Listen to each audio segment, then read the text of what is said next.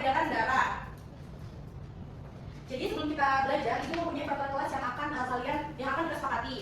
Yang pertama, kalian harus masuk kelas dengan rapi dan tepat waktu. Apakah kalian sudah rapi sekarang? Sudah. Oke, rapi, teman-temannya jangan mengganggu sesama teman kelompoknya ya. Setelah itu tidak berlari atau ikut saat memasuki ruang kelas, berdoa sebelum dan sesudah kegiatan, memperhatikan guru saat menjelaskan, mengangkat tangan sebelum berbicara, dan menggunakan bahasa yang sopan. Setelah itu, menjaga kebersihan dan kerapian kelas. Apakah di mejanya masih ada sampah atau sudah bersih? Bersih. Oke, bersih ya. Setelah itu, mengerjakan tugas dengan jujur dan mandiri, tidak menggunakan HP selama pelajaran. Selanjutnya, berpakaian rapi dan sopan dan mengikuti kegiatan kelas dengan semangat dan tanggung jawab. Sepakat? Sepakat. Oke. Selanjutnya ada aspek penilaian yang akan kalian lakukan. Yang pertama, kehadiran tepat waktu dan pandu selama kegiatan. Yang kedua, aktif mengikuti instruksi ibu. Yang ketiga, menaati aturan kelas yang disepakati. Yang keempat, fokus dan tidak mengganggu teman selama pembelajaran. Oke, kita masuk ke pembelajaran ya. Pada hari ini tuh ada judul pembelajarannya. Yang pertama, menjelaskan struktur dan fungsi organ peredaran darah. Yang kedua, menjelaskan penyakit-penyakit yang berkaitan dengan sistem peredaran darah. Yang ketiga, mengidentifikasi cara menjaga kesehatan sistem peredaran darah. Oke, ibu mau tanya, apa kalian pernah merasakan detak jantung kalian? Di mana kalian merasakan detak jantung kalian? Iya. Di dada, di nadi, sama di leher. Oke. Kita masuk ke organ-organ sistem peredaran darah. Apa sih sistem peredaran darah itu?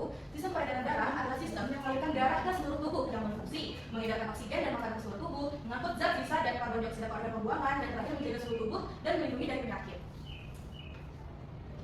Setelah itu bisa dilihat, ini ada sistem peredaran darah. Sistem peredaran darah itu terbagi menjadi dua, sistem peredaran darah kecil dan sistem peredaran darah besar. Apa sih sistem peredaran darah kecil itu? Sistem peredaran kecil itu peredaran darah yang dipompa dari jantung ke paru-paru untuk mengambil oksigen dan melepaskan karbon dioksida, setelah itu kembali ke jantung. Itu ya kecilnya. Untuk peredaran darah yang besar itu dari jantung ke seluruh tubuh dan kembali lagi ke jantung. Bisa dipahami? Bisa. Selanjutnya ada organ jantung. Organ jantung adalah organ utama yang berfungsi sebagai pompa untuk mengalirkan darah ke seluruh tubuh. Selain itu, jantung memiliki 4 ruang, yaitu 2 serambi dan juga 2 bilik. Jantung juga darah mengalir melalui jantung dalam siklus yang melibatkan kontraksi dan relaksasi otot jantung.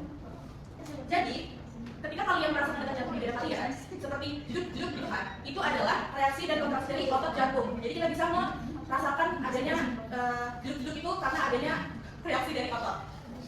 Ini ya, bagian-bagian jantung yang tadi ibu sebutkan ada serambi kanan, serambi kiri, bilik kanan dan juga bilik kiri. Selanjutnya ada pembuluh darah. Jadi pembuluh darah itu terbagi menjadi 3. Ada arteri, vena, dan kapiler. Ibu meminta untuk membacakan bagian arteri. Silakan nanti Pak. Untuk vena ibu minta Rati. Vena adalah pembuluh yang memberikan darah oksigen dan jaringan ke jantung. Ya, terakhir kapiler ibu minta Tasya. Kapiler adalah tempat pertukaran oksigen, karbon dioksida, nutrisi, dan limbah antara darah dan jaringan tubuh. Selanjutnya kita akan membahas penyakit yang berkaitan dengan sistem peredaran darah. Yang pertama ada hipertensi. Sebelum membaca penjelasan di depan, ada yang tahu tidak hipertensi itu apa? Tekanan darah tinggi. Jadi untuk penjelasannya, hipertensi atau tekanan darah tinggi adalah kondisi di mana tekanan darah berada di atas batas normal. Untuk penyebabnya, biasanya disebabkan karena riwayat keluarga dengan hipertensi meningkatkan risiko pola makan tinggi garam, kurang aktivitas fisik, dan merokok. Untuk risikonya ini, hipertensi berisiko seperti kematian mendadak, kerusakan mata, dan kerusakan pembuluh darah. Selanjutnya ada serangan jantung. Serangan jantung terjadi ketika aliran darah ke bagian jantung tersumbat, biasanya karena penumpukan lemak, kolesterol, dan zat lainnya di pembuluh darah arteri koroner. Penyebabnya apa? Biasanya disebabkan karena tekanan darah tinggi, kolesterol tinggi, dan gaya hidup yang tidak sehat seperti merokok, kurang olahraga, diet, tinggi lemak. Untuk resikonya, hipertensi berisiko. Oke, selanjutnya kita akan mengetahui bagaimana menjaga kesehatan sistem peredaran darah. Perhatikan ya. Baik, Ibu. Oke, yang pertama ada apa? Rajin berolahraga. Yang kedua, Konsumsi makanan sehat. yang ketiga, Hindari merokok dan alkohol. yang keempat, Kelola stres. yang terakhir, Rutin memeriksa kesehatan. oke, jadi sudah paham ya bagaimana cara kita menjaga kesehatan sistem peredaran darah.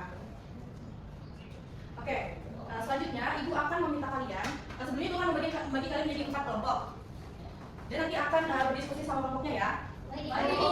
Jadi di sini ada 2 macam masalah. Jadi kalian akan memecahkan masalahnya masing-masing sesuai dengan tugas yang diberikan. Nanti kalian harus akan mempresentasikannya di depan. Bisa dipahami? Bisa, Ibu. Bagikan ya.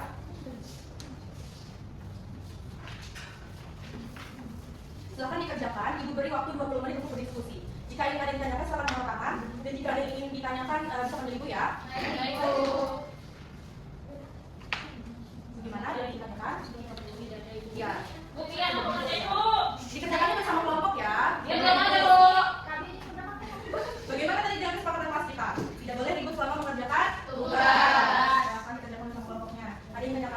Tidak ada.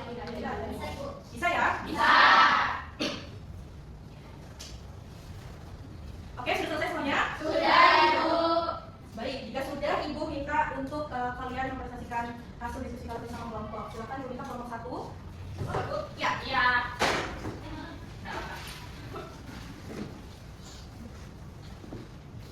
Ya, perkenalkan kami dari kelompok 1 yang mempresentasikan hasil dari diskusi kami. Jadi, yang pertama itu apa yang terjadi pada tubuh kita saat berolahraga sehingga pingsan.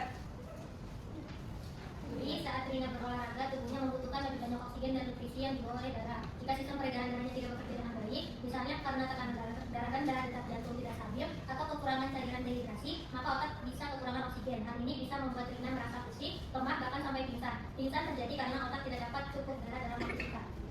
Baik, Ibu akan menanggapi presentasi dari teman kelompok kalian. Jadi benar, kalau misalnya kita berolahraga terus-menerus, kita akan kekurangan oksigen dan kita akan kekurangan cairan sehingga kita akan dehidrasi. Itu bisa menyebabkan tubuh kita bisa pingsan, bisa kelelahan yang berkepanjangan seperti itu. Jadi kalau kita mau berolahraga, kita harus melakukan pemanasan, terus tidur yang cukup dan juga minum air yang cukup agar kita tidak dehidrasi dan juga tidak pingsan. Bisa pahami? Bisa Ibu. Baik, untuk silakan duduk lagi. Terima kasih Bu. Terima kasih. Sama. Oke, karena kita sudah selesai melakukan diskusi dan penjelasan materi, terakhir kita akan menyimpulkan pembelajaran hari ini. Silakan, ada yang menyimpulkan? Saya Bu. Silakan lagi Pak. Jadi sistem peredaran darah sama untuk berjalan saja proses manusia seperti terdiri dari jantung, pembuluh darah, dan darah bekerja sama untuk menghantarkan oksigen nutrisi serta makro dan sisa ke dalam tubuh. Jantung berfungsi sebagai pompa darah, serta pembuluh darah menjadi jalur besi darah untuk mengalir saat tubuh beraktivitas, terutama saat berolahraga. Sistem peredaran darah bekerja lebih keras agar organ-organ tubuh mendapatkan cukup oksigen dan energi. Jika sistem ini diatur dengan baik, seseorang bisa mengalami kelelahan, pusing, bahkan pingsan. Untuk menjaga sistem peredaran darah tetap sehat, kita perlu menambah pola hidup sehat seperti makan makanan bergizi, rutin berolahraga, cukup istirahat, dan menjaga tubuh untuk terhidrasi. Oke, tangan dulu untuk baik, selanjutnya silakan dibuatkan catatannya. Ibu akan menginformasikan alat-alat yang membawa kegunaan kita di depan. Yaitu yang pertama ada kalian membawa gunting dan lem kertas, setelah itu kalian membawa pensil warna untuk menggambar proyek kita di depan. Dipahami? Bisa Ibu. Sudah cukup, tidak ada lagi yang ditanyakan? Tidak ada Ibu. Kita akan melakukan refleksi. Pertama, bagaimana dengan pelajaran hari ini yang paling kalian sukai dan mengapa? Jadi ada gambarnya. Banyak. Oke.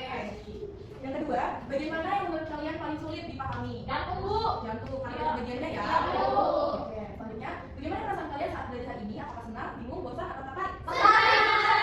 Tertarik, oke. Baik, mungkin itu saja pembelajaran pada hari ini. Jangan lupa peralatan dibawa untuk minggu depan ya. Baik Ibu. Baik, Ibu akhiri pembelajaran pada siang hari ini. Kurang lebihnya mohon dimaafkan. Ditutup. Wassalamualaikum warahmatullahi wabarakatuh. Silakan evaluasi untuk bikin berdoa. Sebelum pulang marilah kita berdoa dimulai. Sudah selesai. Terima kasih ya. Ibu akhiri wassalamualaikum warahmatullahi wabarakatuh dan selamat siang.